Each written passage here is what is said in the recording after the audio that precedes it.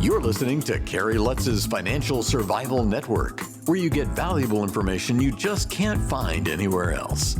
To thrive in today's trying times, you need the Financial Survival Network, now more than ever.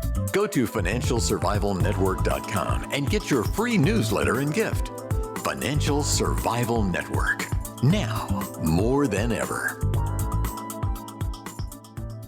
Welcome. You are listening to and watching the Financial Survival Network. Today is 1/20/2021. That means it's Inauguration Day. Happy days are here again.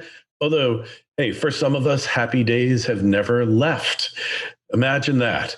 But the everything rally in the market's on, whether you're buying gold, whether you're buying stocks, probably anything that you want to buy today is probably up. And of course, it's going to last at least for as long as a hangover might last. Let's find out about that. Our good friend, John Rubino, dollarcollapse.com, is with us now. Send us your emails. What do you think is going to happen? Is this rally just a flash in the pan, or is it a sign of greater things, even greater rallies to come? John, hey, well, you can't argue with a market like today, can you? Hey, Kerry. Yeah, this is a buy everything market now because Janet Yellen has taken over at Treasury.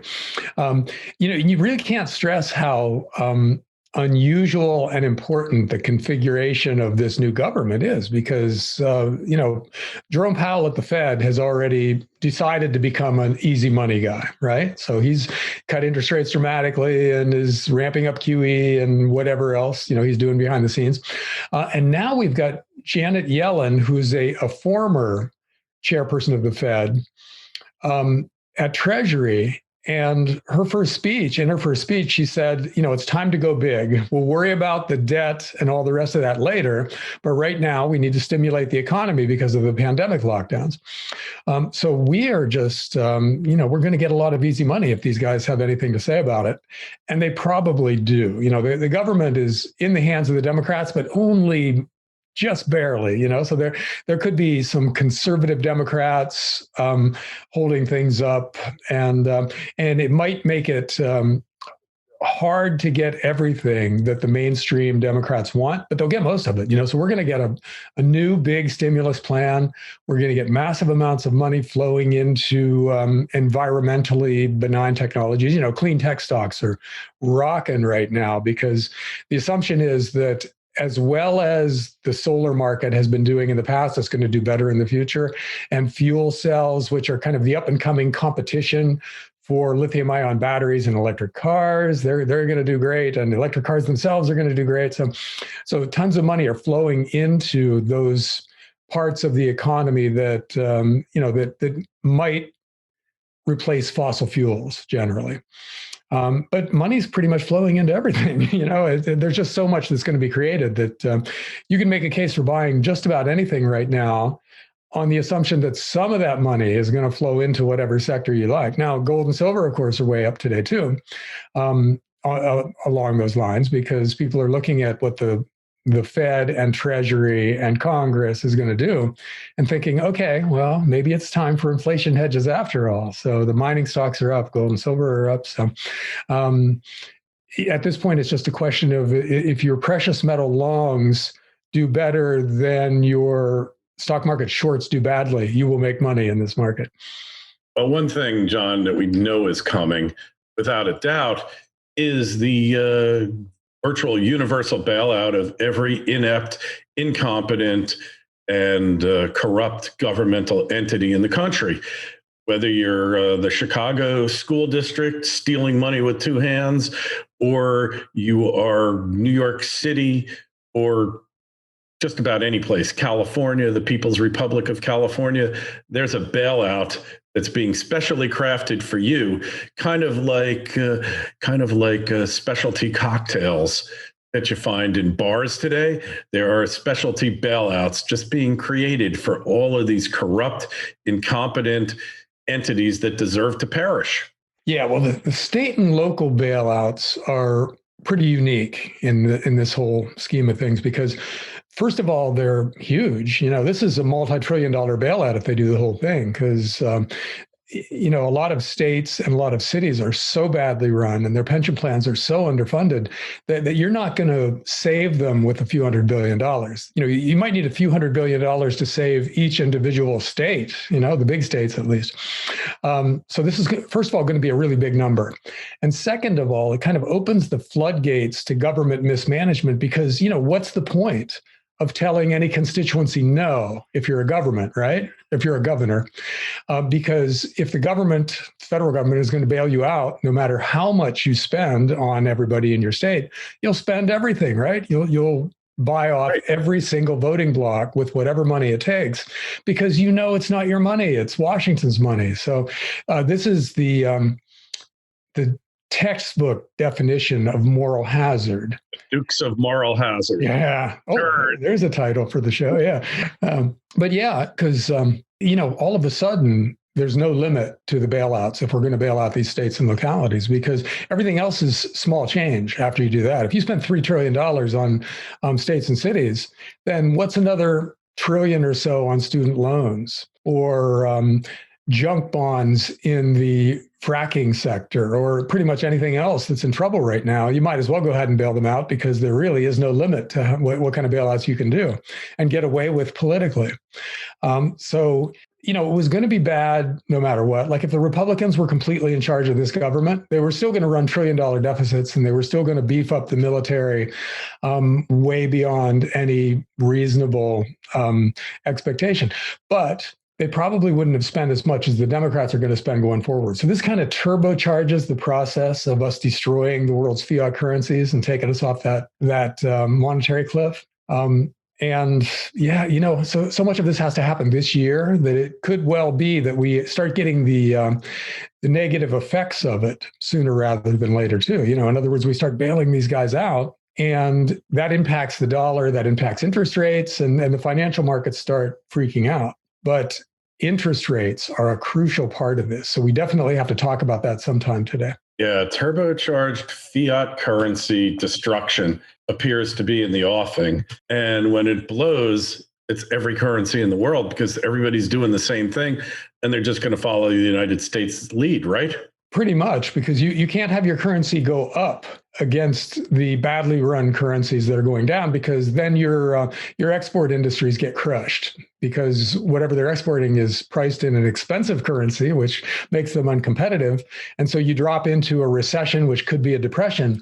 So you can't have that. So everybody has to inflate at, I think their ideal is to inflate at the same rate, so that all the big currencies look stable. In other words, if the dollar's not falling versus the euro, then the fact that they're both falling against real stuff is easier to hide. So you don't have currency turmoil as a political issue.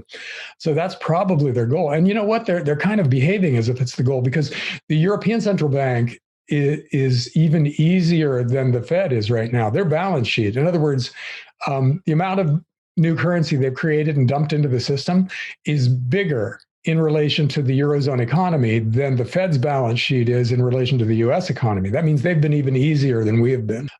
And even the Swiss franc, they've got no choice in Switzerland but to keep up with this, because if their currency goes up too much, like I said, they drop into a depression. So they have to keep depreciating their currency to keep up with the euro. So nobody's immune to this. Everybody's going to be a victim of it, except the gold bugs, who will reap riches beyond their wildest dreams if it plays out this way.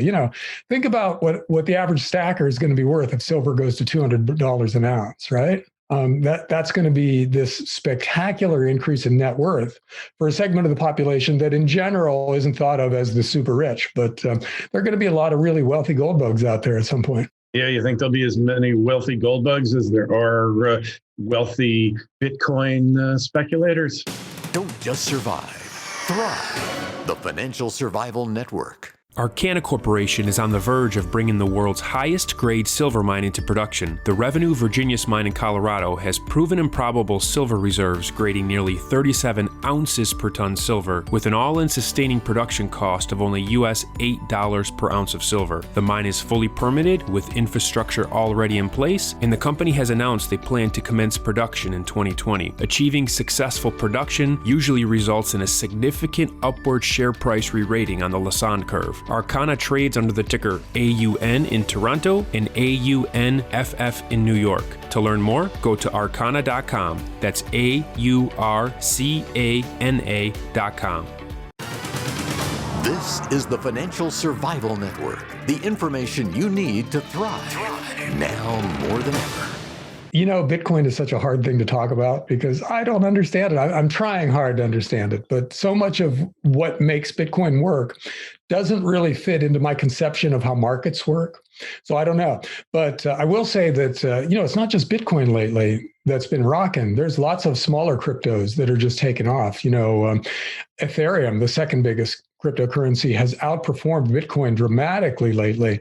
And there are a lot of little ones. There's one, I can't remember the name of it, but it's on the list now of top 10 after going up by like 1,000% in the last couple of months. And I'd never heard of it before, but now it's in the top 10. It's worth multiple billions of dollars in net worth or market cap. And so that reminds me a lot of the 1990s .com bubble when, Amazon's going way up and eBay's way up, but then you've got these 50 little pets.com kinds of companies that just went public that are going up even more than the big guys. Now, that led to an epic crash in which a lot of the little guys were extinguished. And so who knows if that happens again here. But if it doesn't happen and the crypto universe gets way bigger, then that looks to me like an increase in the supply of money, right? That looks like inflation. So it'll be hard to justify talking about cryptos as safe haven assets and stores of value if the little guys are free to increase and then new coins are free to come on and increase in turn. If we have a huge, big, bubbly market below Bitcoin, then that changes the calculus for cryptos in general in I think, a negative way. Yeah. Well, it's going to be interesting to see. I think that the lid is going to come off the precious metals market. It's somewhere in that $2,000 range, the ultimate resistance for gold, probably $30 for silver. Once they break through there, I don't know how much it's going to stop. It could be a little while longer until we see it. On the other hand, once the printing presses really get going, John, what's to stop it? Well, it could go a lot sooner and a lot further than any of you out there are expecting. Yeah, you would think the day they bail out Illinois is the day gold goes to $5,000 an ounce. But there's one wild card out there, and that's interest rates. If interest rates start going up, that kind of changes the calculus in the financial markets, because already the 10-year Treasury yield has gone from 0.5% to over 1%. So the yield has doubled. And if it goes up much more, it starts competing with stocks again. In other words, if you've got a stock with a 2% dividend, and then Treasury bonds, super safe Treasury bonds go to 2.5%, maybe you want to sell that stock and buy the Treasury bonds to get a guaranteed return. And that impacts the stock market. And we know what crashes in the stock market due to precious metals, at least in the short run. They take them down for the ride. So I think that's the big risk for precious metals out there, is that you get a disruption in other parts of the financial market that leads people to raise cash into things that haven't tanked, and then gold and silver go down because of that. So that worries me. But if you take that out of the equation, everything is looking great for precious metals. So we just have to watch interest rates and be aware that that's something that could kind of short circuit in the short run the gold and silver story. Yeah, well, they've managed to control them on the long end and on the short end, something they'd never done before. But it's that jack-in-the-box analogy where the more you turn the jack-in-the-box and you hold the lid down, and then all of a sudden you slip, the lid pops up and the jack-in-the-box jumps up. And that's kind of what could happen here. It's definitely cause for concern. It's definitely something you should be following. So politics aside, the one thing I've learned over watching the the political leadership over the course of my life, 6 decades, is that regardless what anyone says, every president will be a larger spender and debt raiser than the person before him. I mean, that's what we've seen in our lifetimes here, John.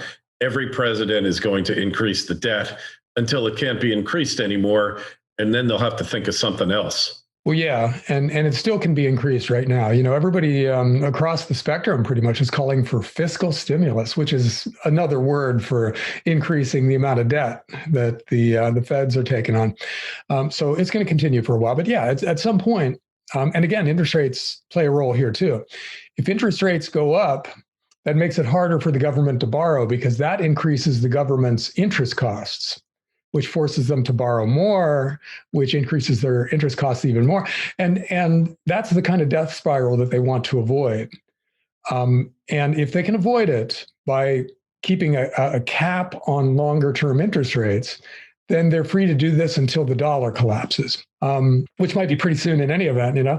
But so one of the buzzwords going forward that we need to understand is yield curve control, because that's the big thing that the government has to succeed at in the next few years, which is to say they have to maintain the relationship between long-term and short-term rates. They can't let long-term rates go way up while they're suppressing short-term rates, because that does what I talked about before. It screws up the financial system, maybe tanks stocks. So they're going to have to basically buy long-term bonds with newly created currency to push down the rate on long-term bonds. And it's not clear that that's possible if the market foresees higher inflation, right? Because nobody in their right mind would buy those bonds in the first place in order to sell them to the Fed if they think those bonds are a terrible deal, because maybe the Fed stiffs them and then they're stuck with bonds yielding less than the inflation rate.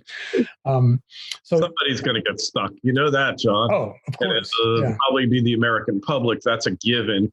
And less sophisticated investors who didn't hedge or opt out of the system when there was still time. So maybe that's really the lesson here.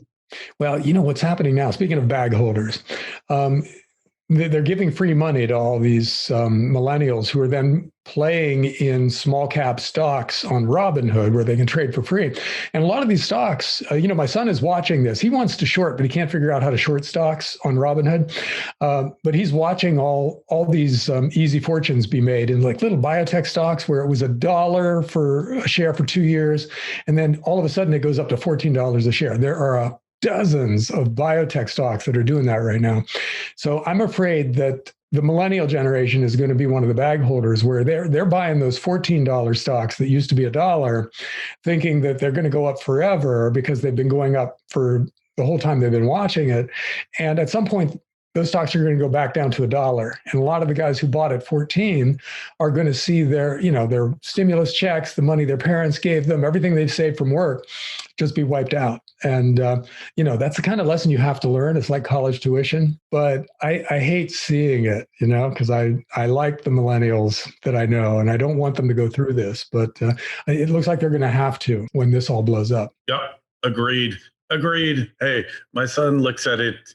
He was down like a third after the March crash. Now he's up like 50%.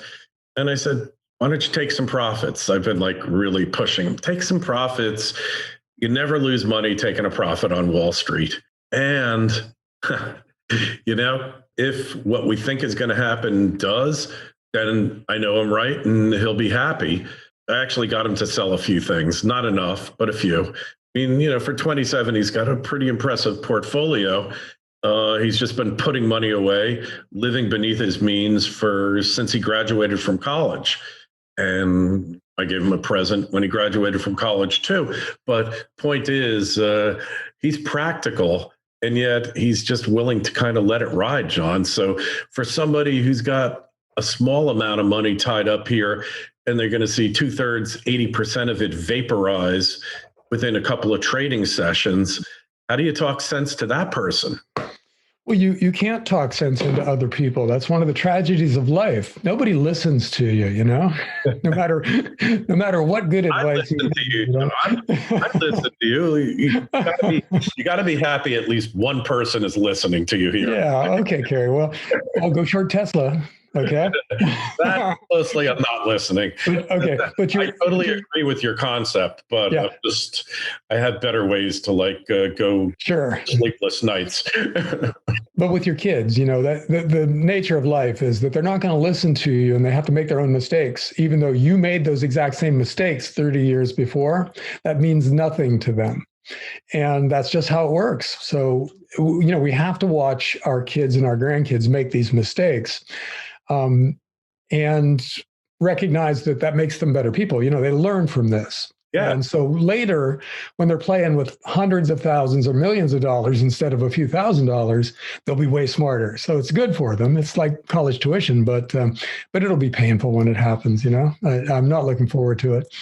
Hell yeah, it's going to happen. It always happens, and it's just a matter of a couple of days before they start saying, we're in a new paradigm. This is a new era. That's what they said during the 20s, right?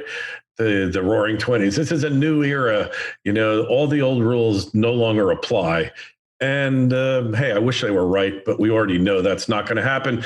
Anyway, that is it for this week. And we will be back on next Monday. Make sure you go over to John's site, dollarcollapse.com. Our site, financialsurvivalnetwork.com. Sign up for our newsletters. They are doozies this week, I promise you. And the news just keeps coming out. A lot of information there, hard to digest. That's why we did twice last week. In any event, John, happy Inauguration Day. Send us your emails, kl@kerrylutz.com. And the king is dead. Long live the king. Thanks for listening to Kerry Lutz's Financial Survival Network, your solution to today's trying times. For the latest, go to financialsurvivalnetwork.com. Financial Survival Network, now more than ever.